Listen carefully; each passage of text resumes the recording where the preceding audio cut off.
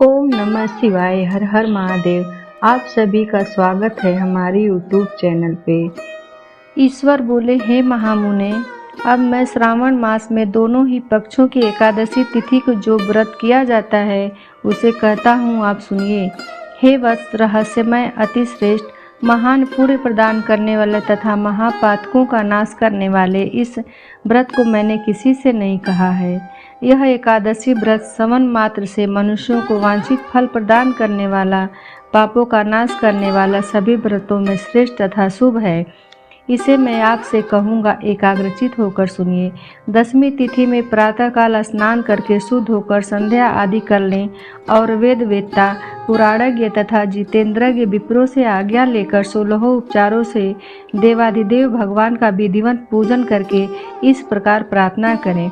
हे पुंडरीकाक्ष, मैं एकादशी को निराहार रहकर दूसरे दिन भोजन करूंगा। हे अच्युत, आप मेरे शरणदाता होइए।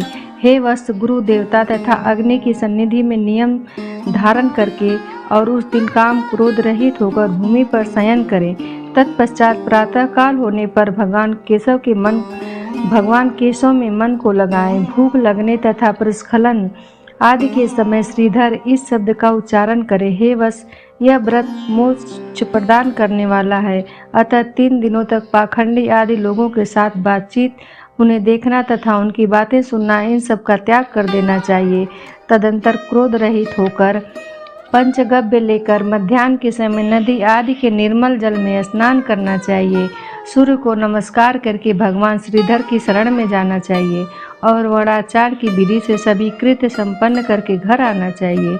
वहाँ पुष्प, धूप तथा अनेक प्रकार के नैवेद्यों से श्रद्धा भक्ति पूर्वक श्रीधर की पूजा करनी चाहिए। तदंतर सुवर्णमय पंचरत्न युक्त श्वेत चंदन से लिप्त तथा 2 वस्त्रों से आच्छादित कलश को स्थापित करके शंख चक्र गदा युक्त देवादिदेव श्रीधर की प्रतिमा स्थापित कर उनकी पूजा करके गीत वाद्य तथा कथा श्रवण के साथ रात्रि में जागरण करना चाहिए। इसके बाद विमल प्रभात होने पर द्वादशी के दिन विधिवत पूजन करके कृतकृत्य होकर बुद्धिमान को चाहिए कि श्रीधर इस नाम का जप करे। इसके बाद शंख चक्र तथा गदा धारण करने वाले देव देवेश श्रीधर की पुनः पूजा करे और सुवर्ण दक्षिणा सहित कलश ब्राह्मण को प्रदान करे। उस समय ब्राह्मण को विशेष करके नवनीत अवश्य प्रदान करे। यह प्रार्थना करे, हे भगवान श्रीधर, आज आप मुझ पर प्रसन्न हो और मुझे अति उत्तम लक्ष्मी प्रदान करें। हे मुनि श्रेष्ठ, इस प्रकार उच्चारण करके जगत गुरु श्रीधर से प्रार्थना करके श्रेष्ठ ब्राह्मणों को भोजन कराकर अपने सामर्थ्य के अनुसार दक्षिणा देनी चाहिए। तत्पश्चात सेवकों आदि को भोजन कराकर गायों को घास खिलाना चाहिए। इसके बाद मित्रों तथा बंधु बांधवों समेत स्वयं भोजन करना चाहिए। हे सनत कुमार, मैंने आपको यह श्रावण मास की शुक्ल पक्ष की एकादशी तिथि विधि बतला दी है। इसी प्रकार कृष्ण पक्ष की एकादशी में भी करना चाहिए। दोनों व्रतों में अनुष्ठान समान है, केवल देवताओं के नाम में भेद है। जनार्दन, मुझ पर प्रसन्न हो, यह वाक्य बोलना चाहिए। शुक्ल एकादशी के देवता श्रीधर हैं और कृष्ण एकादशी के देवता जनार्दन हैं। हे सनत कुमार, यह मैंने आपसे दोनों एकादशी व्रतों का वर्णन कर दिया है। इस एकादशी व्रत के समान पुण्य व्रत न तो कभी हुआ है न होगा। आपको यह व्रत गुप्त रखना चाहिए और दुष्ट हृदय वालों को नहीं प्रदान करना चाहिए। ईश्वर बोले, हे सनत कुमार, अब मैं द्वादशी तिथि में होने वाले श्री हरि के पवित्रारोपण व्रत का वर्णन करूंगा। पूर्व में देवी की कही गई पवित्रारोपण विधि के समान ही इसका भी पवित्रारोपण है। इसमें जो विशेष बात है उसे मैं बताऊंगा, सावधान चित्त होकर सुनिए। हे महामुने, इस व्रत के लिए जो अधिकारी बताया गया है उसे आप सुने। ब्राह्मण, क्षत्रिय, वैश्य, शूद्र तथा स्त्री, इन सभी को अपने धर्म में स्थित होकर भक्ति पूर्वक पवित्रारोपण करना चाहिए। द्विज को चाहिए कि अतो देवा इस मंत्र से विष्णु की पूजा करे। स्त्रियों तथा शूद्रों के लिए नाम मंत्र है जिसके द्वारा वो विष्णु की पूजा करे। इसी प्रकार द्विज कद्रोदाय इस मंत्र से विष्णु जी की पूजा करे और स्त्रियों तथा शूद्रों के लिए नाम मंत्र है जिसके द्वारा वो शिव जी की पूजा करे।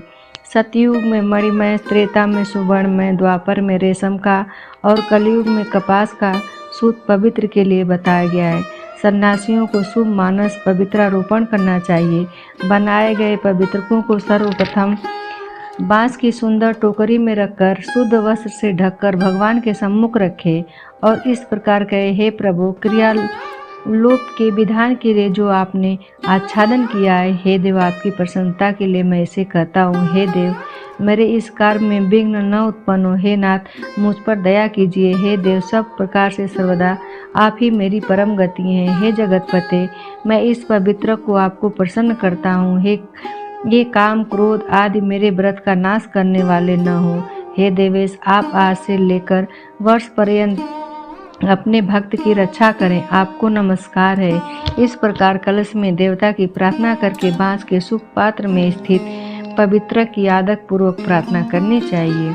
हे पवित्रक, वर्ष भर की गई पूजा की पवित्रता के लिए विष्णु लोक से आप इस समय कहाँ पधारे? आपको नमस्कार है। हे देव, मैं विष्णु के तेज से उत्पन्न मनोहर सभी पापों का नाश करने वाले तथा सभी कामनाओं को पूर्ण करने वाले इस पवित्र को आपके अंग में धारण कराता हूँ।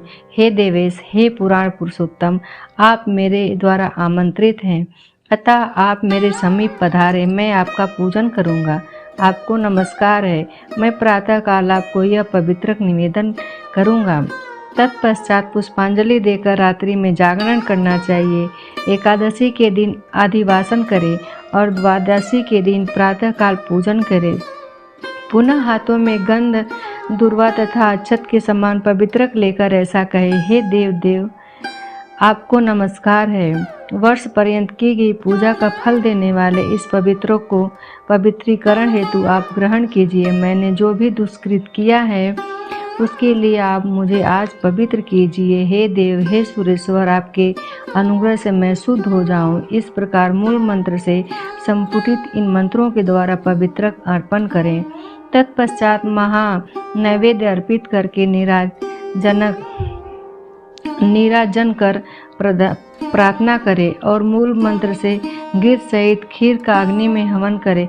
तदंतर इसी मंत्र से पवित्र का विसर्जन करके इस प्रकार बोले, हे पवित्र, वर्ष भर की गई मेरी शुभ पूजा को पूर्ण करके अब आप विसर्जित होकर विष्णु लोक को प्रस्थान करें। इसके बाद पवित्रों को उतार को ब्राह्मण को प्रदान कर दें अथवा जल में विसर्जित कर दें। हे वस्त, मैंने आपसे श्री हरि के इस पवित्रारोपण का वर्णन कर दिया।